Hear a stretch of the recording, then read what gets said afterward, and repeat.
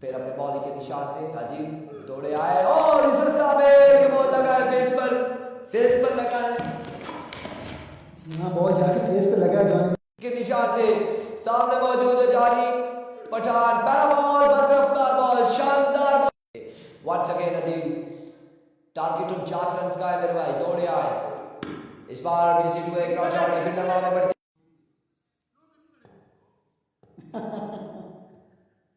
एक बॉलिंग और बैटिंग का मुकाबला भी बिल्कुल यहाँ पर तल्ख जुमले हैं बॉलर और बैट्समैन के दरमियान। इस बार क्या कमाल बॉल था, बरकरार बॉल है, बिल्कुल एग्रेशन यहाँ पर अदील राय की जानिब से।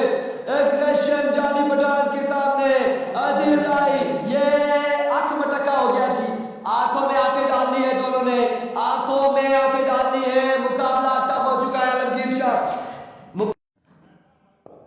आंखों में आंखें डाल ली है बैट्समैन और बॉलर ने, अदील राय और जानी पठान ने।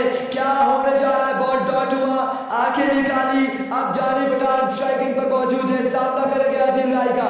मुकाबला बड़ा तगड़ा है। Here we go, Adeel Rai once again, जुमलों का इस्तेमाल बॉलर और बैट्समैन के दरमियान। एक बार फिर से अदील राय अपने बॉलिंग के निशान से ओवर का नेक्स्ट बॉल लिए, सामने मौजूद है जानी पठान। आ जाए बाकी दिखाते हैं Here we go,